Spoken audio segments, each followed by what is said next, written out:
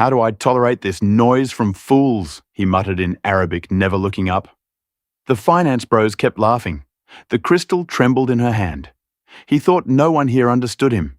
He thought the language was a locked room.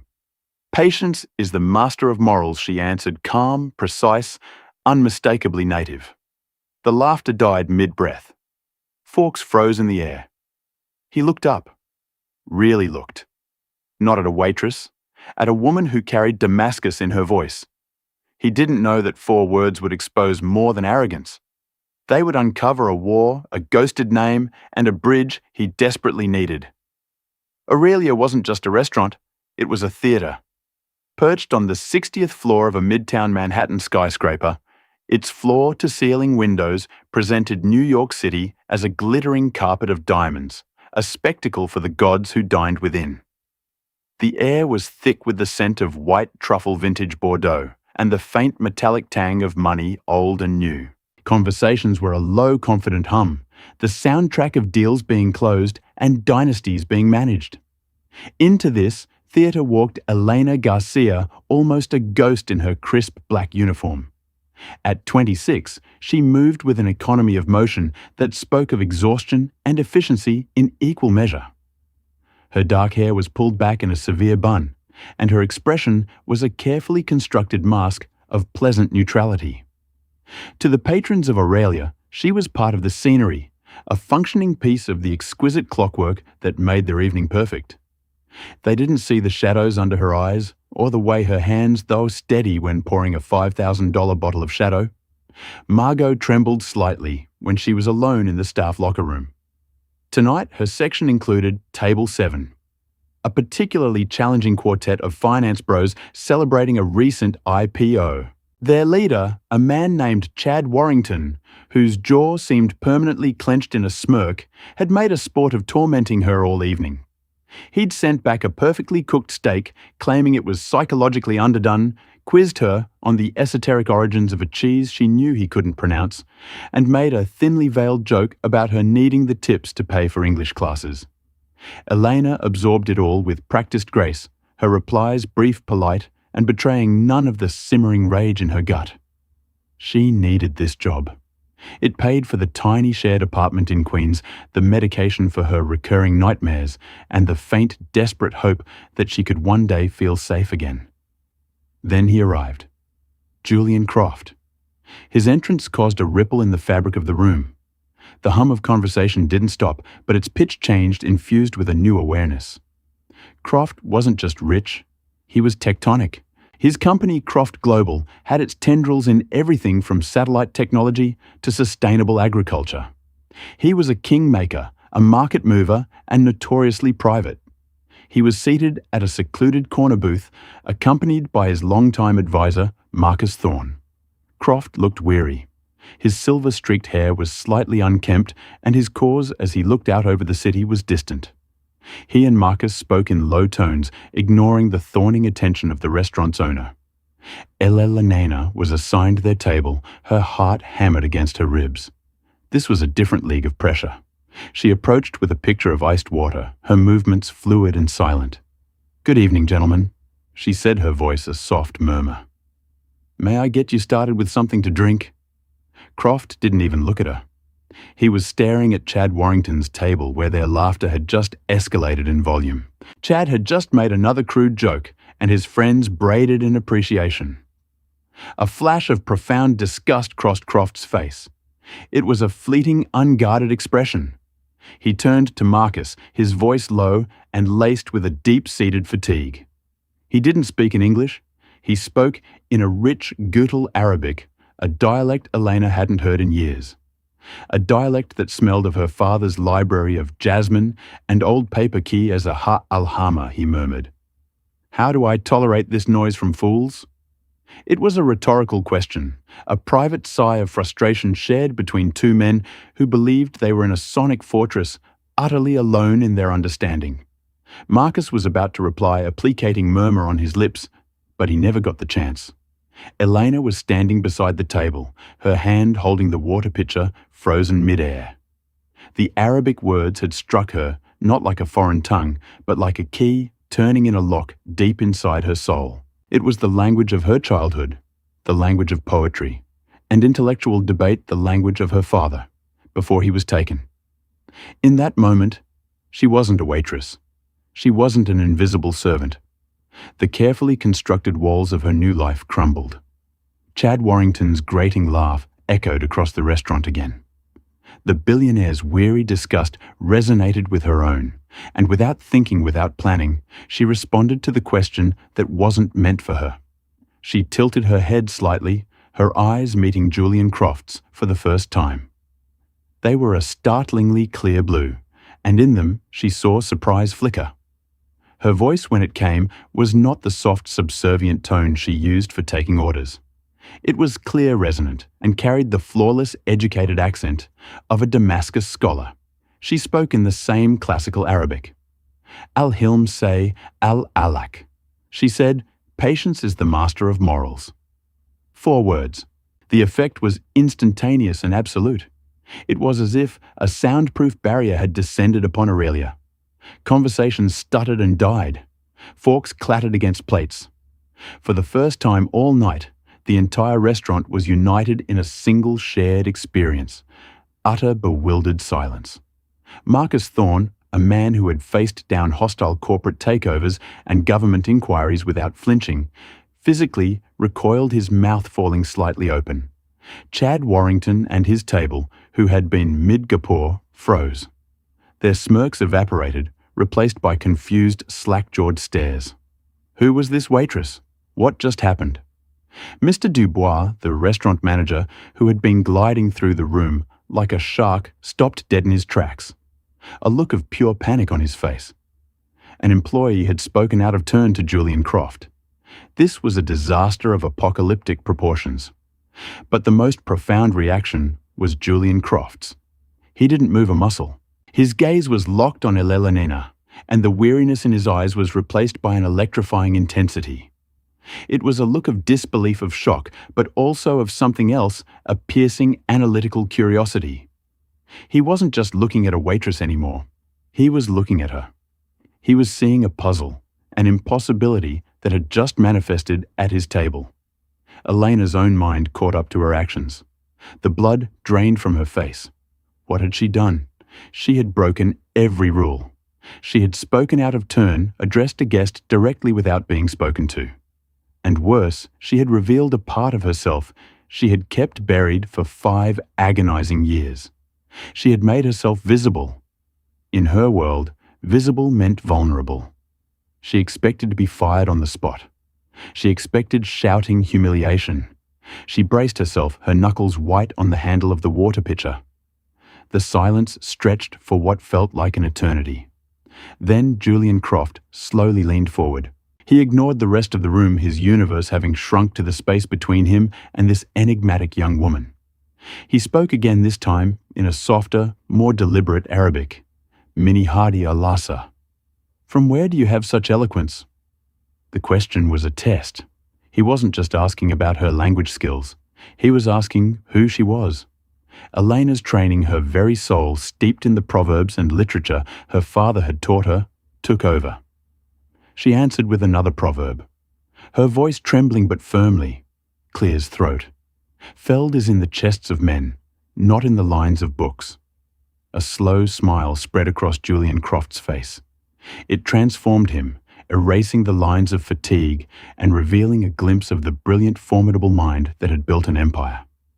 He had sent out a signal into the void expecting nothing, and the void had answered with poetry. He turned to Marcus, whose face was still a mask of shock, and switched back to English. His voice was calm, but it carried an authority that cut through the silence and commanded the attention of everyone present. "Marcus," he said, "it appears we have been dining in the presence of a scholar." The spell was broken. Clear's throat. The room erupted in a flurry of hushed whispers. Patrons at nearby tables leaned towards each other, their eyes darting between the waitress and the billionaire. Who was she? Mr. Dubois was the first to react, scurrying towards the table with the frantic energy of a man trying to plug a hole in a sinking ship. His face was pale, his smile a grotesque grimace of panic. "Mr. Croft, sir, I am so terribly sorry." He stammered, shooting Elena a look of pure venom. "This is completely unacceptable. This employee has violated our protocol. She will be dealt with immediately." "Please allow me to." Croft raised a single hand, and Dubois' words died in his throat. "You will do nothing of the sort, Antoine." Croft said, his tone dangerously quiet. "This young lady has just provided the most interesting moment I've experienced in this restaurant in a decade. What she will be dealt with is my gratitude." He turned his piercing gaze back to Elena. The intensity was still there, but it was tempered with a genuine curiosity. "What is your name, Elena, sir?" "Elena Garcia." Her voice was barely a whisper. The adrenaline was starting to fade, replaced by a cold, terrifying dread. "Elena," he repeated, savoring the name. "Well, Elena, your timing is impeccable. Your Arabic is even better." From across the room, Chad Warrington, having recovered from his initial shock, saw an opportunity to reassert his dominance.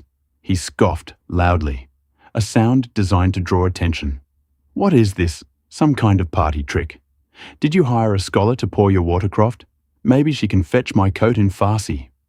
The insult hung in the air, crude and ugly. Elena flinched, the familiar sting of humiliation returning. But this time, she wasn't alone. Julian Croft's head turned slowly, pinning Chad Warrington with a look so cold it seemed to drop the temperature of the room. He didn't raise his voice. He didn't have to. "Mr. Warrington," Croft said, his voice like silk-wrapped steel, "I remember the due diligence report on your company's IPO.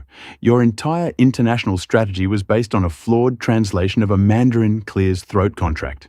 It cost your initial investors $70 million. I'd venture that a bit more scholarship in your organization might be advisable before you mock it in others." The color drained from Chad's face. He had been publicly, surgically, and devastatingly fellated. He sputtered, trying to form a retort, but no words came. He shrank back in his chair, his bravado utterly punctured as the whispers in the room turned from Elena to him. Croft dismissed him as if he were a fly and returned his attention to Elena. "Please continue with your duties. We will have the sea bass and the risotto." He had given her an out, a return to the comfortable anonymity of her role. Numbly, Elena nodded. She filled their water glasses. Her hands now shaking uncontrollably, she took their order, her mind a complete blank, operating on pure muscle memory. As she turned to leave, Croft spoke again. And Elena, she stopped her back to him. "Don't let anyone bother you for the rest of the night," he said. It wasn't a suggestion. It was a command that echoed throughout the silent restaurant. For the next hour, Elena moved through a dream. No one spoke to her beyond giving their orders. The other staff gave her a wide berth, their expressions a mixture of awe and fear. Chad's table paid their bill in silence and left without meeting anyone's eye. Elena felt like she was floating outside her own body, watching a stranger perform her job. When Croft and Marcus finally prepared to leave, she brought them the check. Croft waved it away.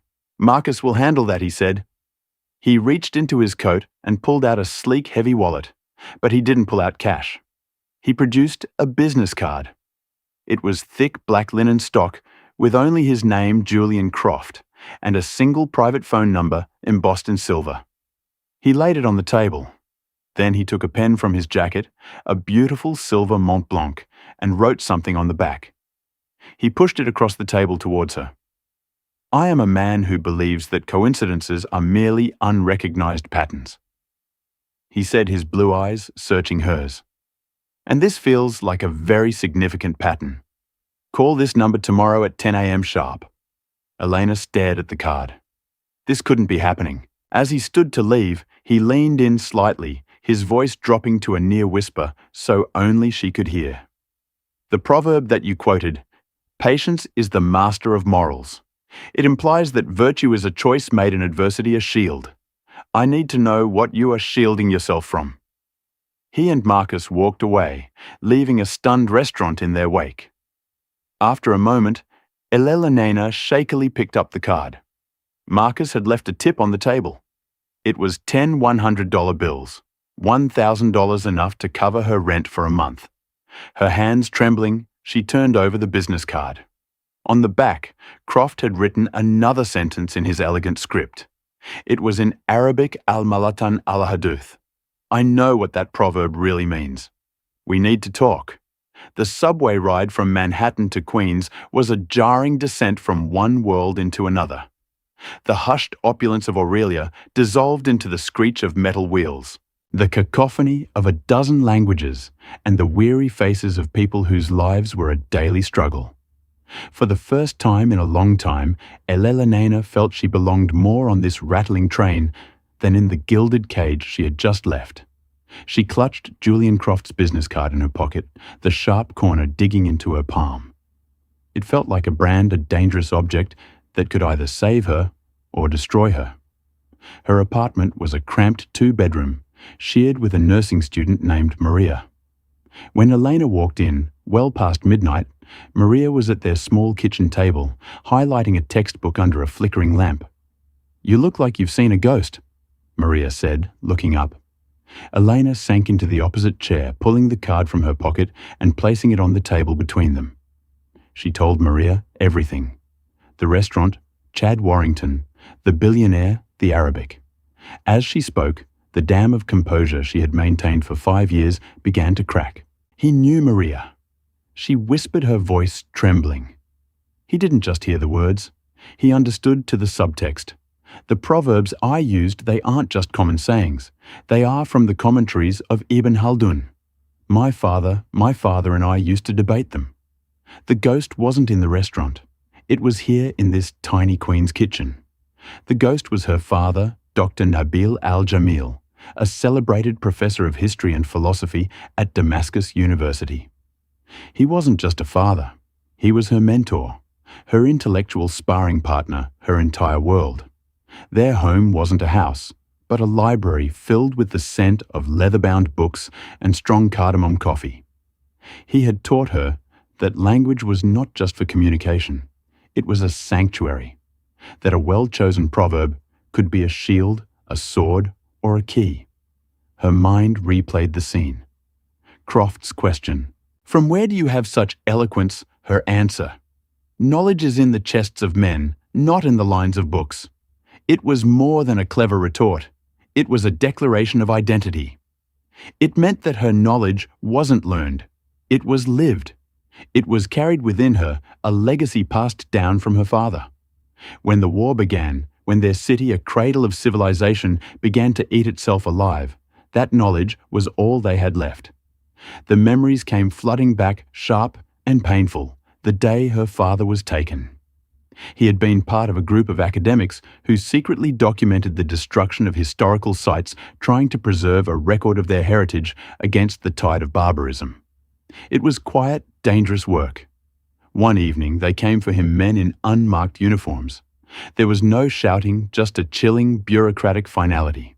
He had looked at Elena, his eyes full of love and terror, and spoken his last words to her in the classical Arabic they both cherished. "Kuni kawa," he'd said. "Be strong." The escape had been a blur of terror. Her mother, her younger brother, and her smuggled out in the back of a truck. A harrowing journey across borders that ended with her alone, an asylum seeker in a country that felt as alien as the moon. Her mother and brother had been separated from her at a refugee camp in Turkey. She hadn't heard from them since. Every dollar she earned, every moment she survived, was fueled by the desperate, flickering hope of finding them again. She had changed her name from Leila Aljam to Elena Garcia, adopting her mother's maiden name from a distant Spanish ancestor. She buried her past, her education, her language. Illa the scholar died so that Elena the waitress could survive. And tonight, Julian Croft had resurrected her. "What do I do?" Elena asked, her eyes pleading with Maria. "This man, he's powerful. What if this is a trap? What if he's connected to someone?" From back then, people like him have connections everywhere. The paranoia that had been her constant companion for years was now screaming. Maria, ever the pragmatist, picked up the card. Julian Croft Elena.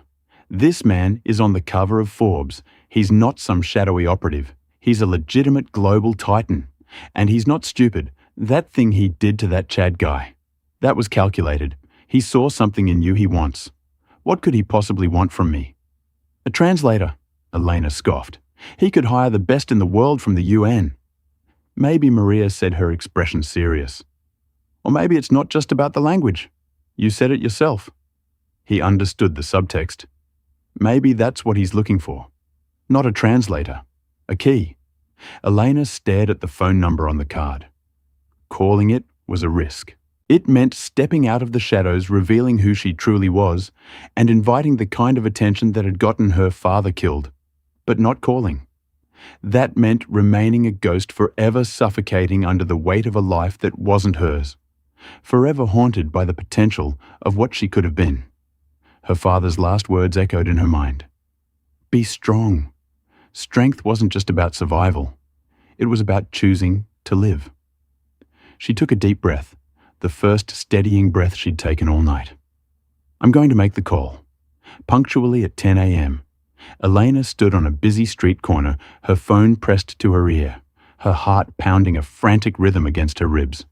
She had spent the morning choosing her clothes with more care than she had in years, settling on a simple black dress, the only one she owned, and a beige trench coat. She wanted to look professional, not like a waitress. A calm male voice answered on the second ring. Mr. Croft's private line. This is Elena Garcia, she said, surprised at how steady her own voice sounded. He asked me to call. We've been expecting you, Miss Garcia, the voice replied. It was Marcus Thorne. Mr. Croft would like to meet with you, not at his office. There is a private viewing at the Met this morning. The Islamic Art Wing. Please meet me at the main entrance in 30 minutes. The line went dead. The Metropolitan Museum of Art. It was an unexpected and brilliant choice. A public space, yet private neutral ground, and the specific wing. It was a message. 30 minutes later, Marcus Thorne, looking just as impeccable as he had the night before, greeted her with a nod and led her past the crowds through a velvet rope and into a silent, empty gallery. The air was cool and still.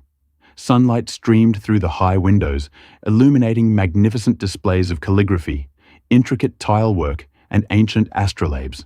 And there, standing before a 13th century Syrian mikra, a prayer niche of stunning mosaic work, was Julian Croft. He was dressed not in a Powers suit, but in a simple cashmere sweater and slacks. He looked less like a billionaire and more like a professor, a curator of civilizations. Miss Garcia, he said, turning to her. His smile was welcoming. Thank you for coming. Do you find it beautiful? He gestured to the map. It's from Damascus, Elena said softly, her voice thick with emotion as she ran her eyes over the familiar geometric patterns. It survived. So much else didn't precisely, Croft said, his gaze intense. Survival, legacy, and the communication that ensures both. That's why we're here. Please walk with me. As they moved through the silent galleries, Croft began to talk. He didn't ask her about her life or how she learned Arabic. He seemed to have already intuited the broad strokes of her tragedy. Instead, he told her about a problem he was facing. Croft Global has committed $500 million to a new humanitarian project, he explained. It's a state-of-the-art sustainable agriculture and water purification initiative. A smart city in miniature designed to be a blueprint for refugee settlement in the modern age. We have the technology, the funding, the political support from the West, but the entire project hinges on a single parcel of land bordering southern Syria. He paused in front of a case displaying ancient handwritten manuscripts. That land is controlled by one man, Sheikh Tariq al-Hamid. He is not a warlord or a politician. He is the leader of a series of tribes that have existed in that region for 1,000 years. He is old, deeply traditional, and profoundly skeptical of outsiders. He has seen Western NOSs come and go, making promises that turn to dust. He trusts no one. Elena listened, her heart beginning to beat faster. She knew of Sheikh Tariq. He was a legend, a man of immense honor and deep learning, known for his wisdom and his adherence to the old ways. I have sent my best negotiators. Croft continued, his voice tight with frustration. They arrive with PowerPoint presentations and talk about ROI and scalability. They use UN-certified translators who speak perfect sterile Arabic but understand nothing of the culture. To Shiktar, they are just more noise. He used the same word he had used in the restaurant. Dage, 3 weeks ago, Croft said, stopping and turning to face her directly. I was in a meeting with him. My team was making a mess of it. The sheikh was about to walk out. In a moment of sheer frustration, I said to him in the best Arabic I could master that I wished he could see the purity of my intention. He looked at me with these ancient, tired eyes and said, Al-Hilm al-Akhlaq, patience is the master of morals. He was telling me that my virtue, my intention, would be proven not by my words, but by my patience. My team's translator had no idea what he truly meant. He translated it as, we should be patient. Elena's breath caught in her throat. Last night, Croft said, his eyes locking with hers. In a restaurant a world away in the middle of New York City. A woman I thought was there only to pour water quoted that exact specific proverb back to me. Now, Elena, tell me, what are the odds of that? The puzzle pieces clicked into place. This wasn't just about language. You don't need a translator, Elena said, her mind racing. You need a bridge. You need someone who understands that in his world, a proverb isn't a figure of speech. It's a binding contract of understanding. It's a philosophical foundation. Yes, Croft said, a look of profound relief on his face. Exactly. I don't need someone to translate my words. I need someone to translate my meaning, my respect. Sheikh Tariq refuses to continue negotiations until, as he put it, I return with someone who speaks from the chest, not just the tongue. He had quoted her own proverb back to her. The project is stalled, Croft said flatly. And winter is coming. There are 500,000 refugees in camps nearby depending on this. Lives are at stake. I am asking you to come with me, Miss Garcia, not as a translator. As my chief cultural advisor, I need you to be my bridge. He named a salary that made Elena's head spin. It was more money than she could imagine, enough to hire the best private investigators in the world to find her family. But it was more than the money. It was a chance to use the knowledge her father had given her, not just to survive, but to build something to help her own people. It was a purpose. But with it came a terrible cold fear to go back to that region, even a safe part of it, to be that visible, that close to the world that had tried to erase her. Oh, she started, her voice faltering. I need to think about it. Of course, Croft said, his expression understanding. But know this, I had my team do a preliminary background check on you last night. I know your real name is Layla Al-Jamil. I know your father was Professor Nabil Al-Jamil, and I know he was a great man. This isn't just a job offer, Illa. It is a chance to honor his legacy. Using her real name was the final devastating move. He knew everything. He had seen straight through her disguise and into her soul. The choice was hers. Remain Elena the ghost or become Layla the bridge builder. Elena accepted. The 2 weeks that followed were a whirlwind. She was swept from her tiny Queen's apartment into the stratosphere of Julian Croft's world. A team of discreet professionals helped her secure an expedited passport under her real name, Layla Alge, citing a diplomatic consultancy. She was given a new wardrobe, a laptop powerful enough to run a small country, and access to every file Croft Global had on the project, the region, and Sheikh Tariq. She worked 18-hour days out of a private study in Croft's penthouse, a glass-walled sanctuary overlooking Central Park. She and Croft would spend hours together, not discussing business, but history, poetry, and philosophy. She taught him the subtle nuances of honor and respect that governed the Sheikh's world. He, in turn, listened with an attentiveness that she found both humbling and empowering. For the first time since her father's death, she felt intellectually alive, her mind sharp, and her purpose clear. Marcus Thorne, initially wary, grew to respect her, seeing the profound impact she was having on the project's strategy. But the world she had left behind had not forgotten her. The Viper struck on a Tuesday morning. Marcus entered the study, his face grim, holding a tablet. "We have a problem," he said. He showed her the screen. It was an article on a notorious financial gossip blog, a site known for its vicious takedowns and insider trading rumors. The headline was explosive. Julian Croft's mystery woman humanitarian project compromised by suspected extremist ties. The article, penned under a pseudonym, was a masterpiece of insinuation and poison. It detailed the bizarre scene at Aurelia painting Elena or the mysterious Arabic-speaking waitress as a plant. It hinted that she had been strategically placed to infiltrate Croft's operations. It dug up her past, twisting her family's flight from Syria not as an escape from tyranny, but as a suspicious exodus. It didn't outright accuse her of being an extremist, but it used phrases like unvetted links to radicalized regions and questions surrounding her father's political activities. The source of the information was obvious. The intimate details of the scene at the restaurant, twisted and malicious, could only have come from one person, Chad Warrington. Humiliated and vengeful, he had decided to destroy the woman who had been the instrument of his embarrassment. The blood drained from Illa's face. This was her worst nightmare realized. The very visibility that had given her purpose was now being used as a weapon against her. This wasn't just a smear campaign against a consultant. It was an attack on a refugee, leveraging the vilest stereotypes to destroy her. "The board is panicking," Marcus said, his voice tight. "The project is already politically sensitive. An accusation like this, however baseless, could be used by our opponents to kill it completely. They're demanding we cut ties with you immediately." Despair washed over Illa. She had been a fool to think she could escape her past. Chad Warrington's petty revenge had the potential to not only ruin her, but to sabotage a project that could save thousands of lives. The door to the study opened, and Julian Croft walked in. He had clearly already seen the article. His face was like stone. Illa braced herself for the inevitable. He was a businessman. She was a liability. He would have to fire her.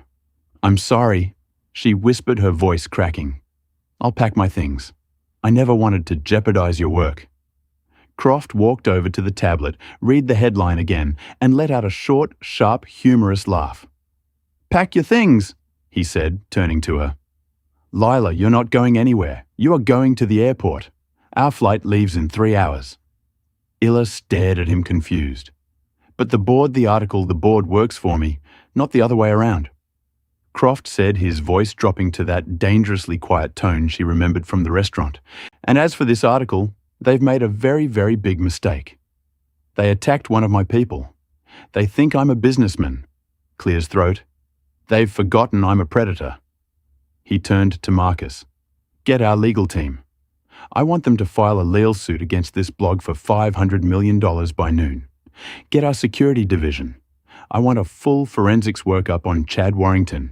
His finances, his communications, his everything. I want to know who he paid to write this and where the money came from. I want him ruined by sundown." His gaze softened as he looked back at Illa. "This isn't your fault. This is the desperate tantrum of a pathetic child. We are not going to be stopped by pathetic children. Sheikh Tariq is expecting us. Let's not be late." In that moment, Layla understood the true nature of Julian Croft's power. It wasn't just his money. It was his ferocious, unyielding loyalty. He had seen the attack for what it was, not just a threat to his project, but an injustice against her. And he was bringing the full weight of his empire to bear in her defense. As she rushed to prepare for Ferulio for her flight, a small, fierce sense of hope ignited within her. She was no longer a ghost running from the shadows. She was walking back into the world. And this time, she was not alone. The journey to Sheikh Tariq al-Hamid's encampment was a passage through time itself. Julian Croft's Gulf Ream, G700, a pinnacle of modern engineering and silent luxury, had deposited them on a private airstrip carved into the rust-cold earth. From there, they transferred to a convoy of rugged, sand-beaten land cruisers. The transition was jarring. Within minutes, the air-conditioned sterility of the jet was replaced by the raw elemental power of the desert. The landscape was a stark and beautiful canvas of ochre and sand, stretching to a horizon that shimmered in the immense, unforgiving heat. For Croft's team of engineers and lawyers, it was an alien world. For Illa, it felt like a homecoming. The dry air, thick with the scent of dust and wild hardy herbs, was the scent of her childhood memories. The encampment was not a primitive collection of tents, but a well-ordered community nestled in the protective curve of a massive rock formation. The Sheikh's Majlis, his place of counsel, was a vast open-air tent. Its heavy canvas sides rolled up to welcome the breeze while providing shade from the relentless sun. Luxurious, deep-piled carpets in intricate patterns of crimson and indigo covered the ground, and dozens of cushions were arranged in a large circle. In the center, a small, expertly tended fire brewed coffee in a traditional brass dala. Its aromatic steam mingling with the sweet scent of burning frankincense. Sheikh Tariq al-Hamid was an imposing figure, a man who seemed carved from the very rock that sheltered his people. His face was a roadmap of deep lines etched by sun and wisdom. His beard was a cascade of snow white, and his eyes, dark and piercingly intelligent, seemed to hold the quiet, patient wisdom of 1,000 years. He sat opposite Julian Croft, with Layla seated respectfully to Croft's side. The Sheikh's advisors, men with equally weathered faces, and Croft's technical team were arranged around them, a study in contrasts between bespoke suits and flowing traditional robes. The negotiations had been slow, deliberate, and layered, spanning 2 full days. Illa had been the orchestra's conductor, not merely the first violin. She was the vital link transforming the cold, hard language of the West into the poetic, honor-bound dialect of the desert tribes. A moment on the first day had set the tone. One of Croft's lead engineers, a brilliant man named David Chen, had been explaining the solar farm's efficiency. "It will conquer the sun," he'd said, with pride, meaning to convey its power. Layla saw the Sheikh's advisors stiffen. In their world, one did not speak of conquering nature. One lived in harmony with it. Without missing a beat, Illa had softened the translation. This technology, she had said in flawless Arabic, does not seek to conquer the sun, which is a gift from the Almighty. Rather, it humbly accepts the sun's generosity and gathers its light, so that even after it has set its warmth, can continue to nurture your homes and your children. David Chen looked confused for a second, but the tension in the tent dissipated, replaced by appreciative murmurs. From that moment on, Croft's team deferred to her completely. She was their bridge over a vast cultural chasm. Clear's throat. Now on the afternoon of the second day, they had reached the final impasse. All technical specifications were agreed upon. All logistical plans were laid out. All that remained was the foundation upon which the entire structure would rest. Mr. Croft Shikhtar said, his deep voice resonating in the quiet tent, his words flowing through Layla. "You have brought with you an honorable tongue. This young woman, Layla al-Jamil, speaks with the spirit of her ancestors.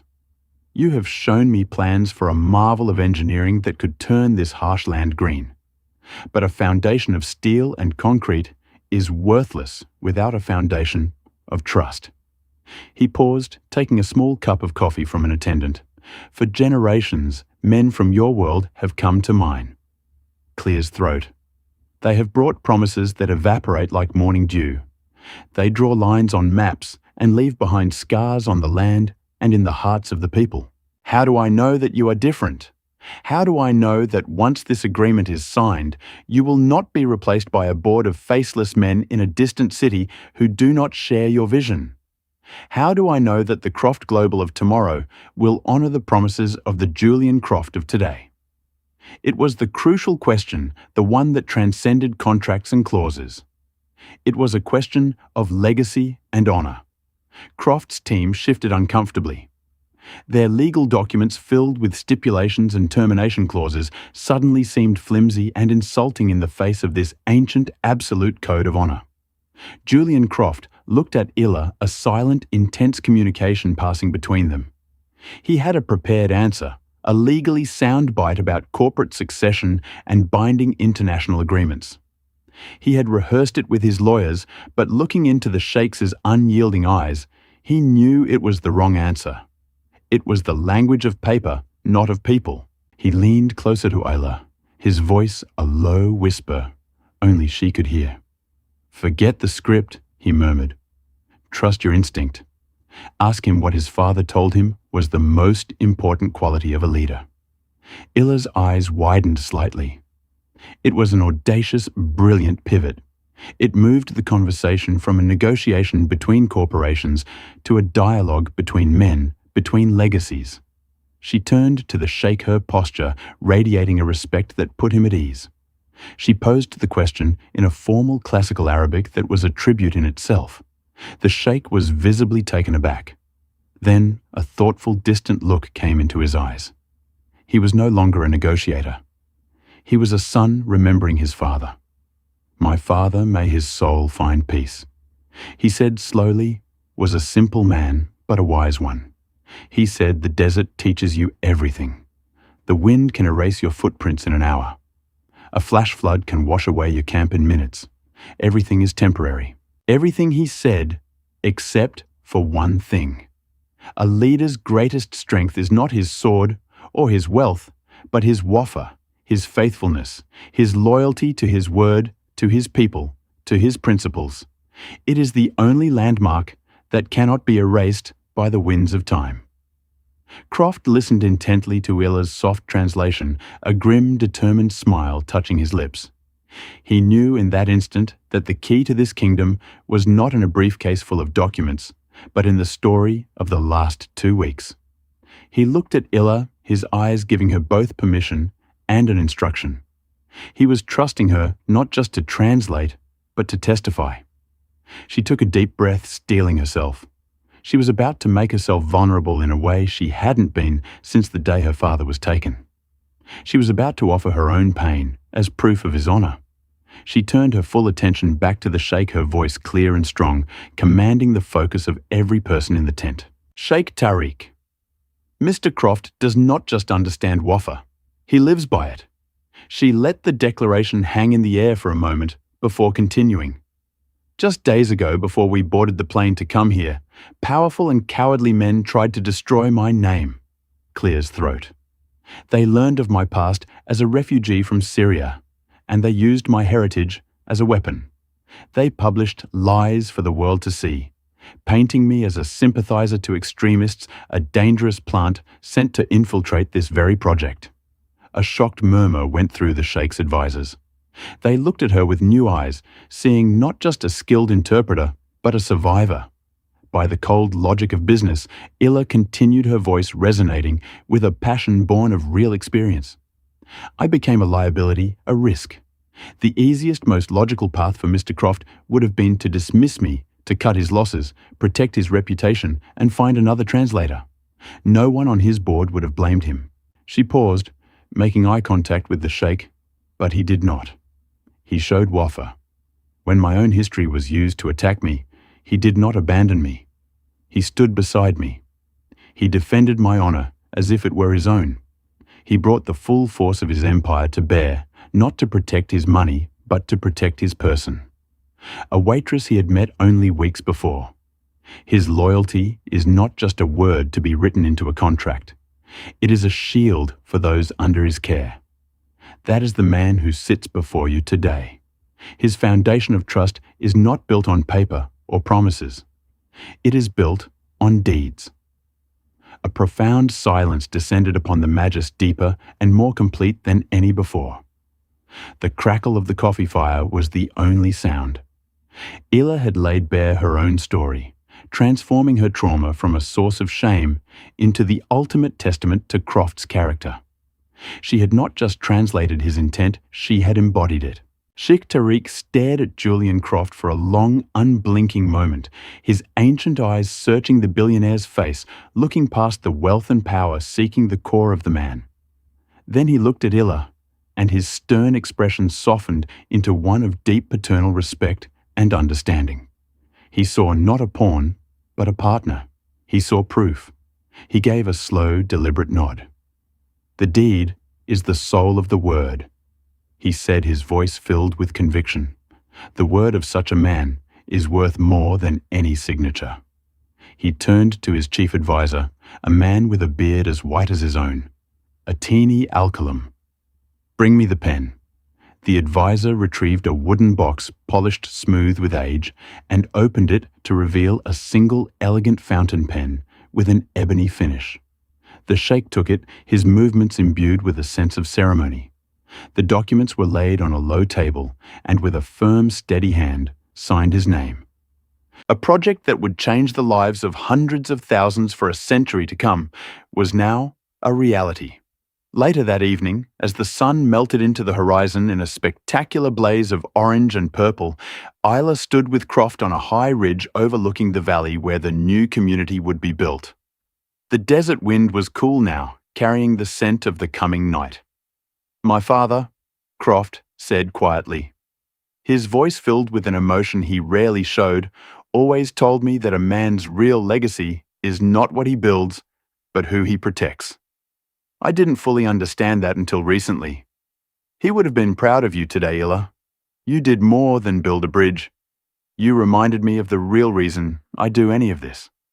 Illa looked out at the vast, peaceful landscape, now bathed in the soft twilight. The ghost of Damascus, the frightened waitress in Aurelia. They finally felt like chapters in a book that was finished here. Now she was writing a new one. She was no longer Layla Alge, the survivor. She was Layla Alge, the architect of hope. There is an old saying, Julian, she said, using his first name for the first time. It felt natural earned. It is something my own father used to tell me when I would grow frustrated with my studies. He would say, Manada wajada. Croft smiled, the weariness completely gone from his eyes, replaced by a look of deep, abiding respect and genuine friendship. He who strives, finds. He translated his own Arabic now, more confident, more comfortable. He looked from her face to the valley and back again. We strove and we found. They stood together in the comfortable silence. Two unlikely allies, from two impossibly different worlds, watching the first stars begin to appear in the endless desert sky. The quiet, loyal masters of a future they had built together. The story of Layla and Julian Croft is a powerful reminder that the most extraordinary potential often lies hidden in the most unexpected places. It shows us that a person's worth is not defined by their uniform, their job, or their circumstances, but by the richness of their heritage and the strength of their character. Illa's voice was her key, but it was Julian's wisdom to listen that unlocked the door. Their journey reminds us to look past the surface, to challenge our own prejudices, and to recognize the profound power of empathy and respect in a world that is too often divided. What did you find most moving about Layla's transformation? Do you believe a single moment can truly change a person's entire life? Let me know your thoughts in the comments below. If this story inspired you, please give this video a thumbs up. Share it with someone who needs to hear it and subscribe to the channel for more true stories that uncover the hidden heroes among us. Don't forget to hit the notification bell so you never miss an update. Thank you for listening.